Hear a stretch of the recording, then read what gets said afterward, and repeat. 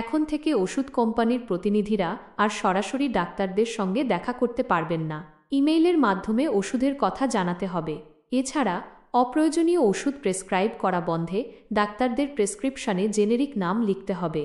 এটা বাস্তবায়ন করা গেলে ডাক্তারদের সময় বাঁচবে, ঘুষ উপহার লেনদেন অনেকটাই কমে আসবে এবং কোম্পানিকে খুশি করতে অপ্রয়োজনীয় ওষুধ প্রেসক্রাইব করা বন্ধ হবে। প্রেসক্রিপশনে যদি ওষুধের জেনেরিক নাম লেখা বাধ্যতামূলক করা যায়, সেটাও এক বড় সংস্কার। দেশের স্বাস্থ্য ব্যবস্থার সার্বিক উন্নয়নের গুরুত্বপূর্ণ পদক্ষেপ হিসেবে স্বাস্থ্য খাত সংস্কার কমিশন তাদের সুপারিশমালা প্রধান উপদেষ্টার কাছে পেশ করেছে। এই প্রতিবেদনে এমন কিছু প্রস্তাব রাখা হয়েছে যা দেশের চিকিৎসা সেবায় বড় ধরনের পরিবর্তন আনতে পারে। একটি অন্যতম প্রস্তাব হল, এখন থেকে ওষুধ উৎপাদনকারী প্রতিষ্ঠানের প্রতিনিধিরা সরাসরি হাসপাতালে গিয়ে চিকিৎসকদের সাথে দেখা করতে পারবেন না। তাদের প্রতিষ্ঠানের তৈরি ওষুধ সম্পর্কে তথ্য জানানোর প্রয়োজন হলে চিকিৎসকদের সাথে যোগাযোগের জন্য ইমেল ব্যবহার করতে হবে। কমিশনের সবচেয়ে গুরুত্বপূর্ণ সুপারিশগুলোর মধ্যে রয়েছে সংবিধান সংশোধন করে দেশের প্রতিটি নাগরিকের জন্য প্রাথমিক স্বাস্থ্যসেবাকে একটি মৌলিক অধিকার হিসেবে প্রতিষ্ঠা করা। এই সাংবিধানিক অধিকারকে বাস্তবে রূপ দিতে একটি নতুন প্রাথমিক স্বাস্থ্যসেবা আইন প্রণয়নের কথাও বলা হয়েছে। এই আইনের মূল লক্ষ্য হবে সকল নাগরিকের জন্য বিনামূল্যে প্রাথমিক চিকিৎসা সেবা নিশ্চিত করা এবং এই সেবা প্রদানে রাষ্ট্রের দায়িত্বগুলো স্পষ্টভাবে নির্ধারণ করা। এর মাধ্যমে স্বাস্থ্য খাতের দীর্ঘমেয়াদী স্বচ্ছতা ও জবাবদিহিতা নিশ্চিত হবে বলে আশা করা হচ্ছে। আরও একটি জরুরি প্রস্তাব হল, MBBS ডিগ্রিধারী ডাক্তার বাদে অন্য কেউ যেন কোনোভাবে অ্যান্টিবায়োটিক ওষুধের প্রেসক্রিপশন দিতে না পারে তা কঠোরভাবে নিশ্চিত করা।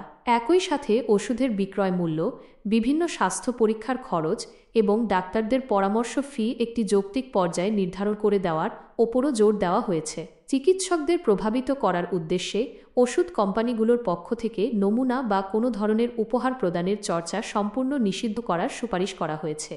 কমিশন তাদের প্রতিবেদনে একটি স্বাধীন অস্থায়ী বাংলাদেশ স্বাস্থ্য কমিশন গঠনের পাশাপাশি স্বাস্থ্যখাত পরিচালনার জন্য আরও 7টি নতুন আইন তৈরির প্রস্তাব করেছে। এই আইনগুলো হল বাংলাদেশ স্বাস্থ্য কমিশন আইন, বাংলাদেশ হেলথ সার্ভিস আইন, প্রাথমিক স্বাস্থ্যসেবা আইন, স্বাস্থ্য সুরক্ষা আইন, ওষুধের মূল্য নির্ধারণ ও সহজলভ্যতা আইন, অ্যালাইড হেলথ প্রফেশনাল বা সহযোগী স্বাস্থ্যকর্মী সংক্রান্ত কমিশন আইন এবং বাংলাদেশ মেডিকেল রিসার্চ বা চিকিৎসা গবেষণা কমিশন আইন। এছাড়া স্বাস্থ্য খাতে নিয়োগ ও পদোন্নতির প্রক্রিয়ায় স্বচ্ছতা ও শৃঙ্খলা আনতে একটি স্বতন্ত্র সরকারি কর্ম কমিশন গঠনের সুপারিশ করা হয়েছে। প্রতিবেদনে জোর দিয়ে বলা হয়েছে যে দেশের সকল মানুষের কাছে প্রাথমিক স্বাস্থ্য সেবা সহজলভ্য করতে সরকারকে এই সেবা সম্পূর্ণ বিনামূল্যে প্রদান করতে হবে, যাতে আর্থিক সংকটের কারণে কেউ চিকিৎসা থেকে বঞ্চিত না হয়। উপজেলা পর্যায়ের হাসপাতালগুলোতে দ্বিতীয় স্তরের স্বাস্থ্য সেবার মান বৃদ্ধি করে জনগণের জন্য চিকিৎসা প্রাপ্তি সহজ করতে হবে। জেলা হাসপাতালগুলোতে বিশেষায়িত চিকিৎসার সুযোগ সম্প্রসারণ করে সেবার বিকেন্দ্রীকরণ করতে হবে। এর ফলে বড় হাসপাতালগুলোর ওপর চাপ কমবে এবং প্রত্যন্ত অঞ্চলের মানুষও সহজে বিশেষায়িত চিকিৎসা পাবে।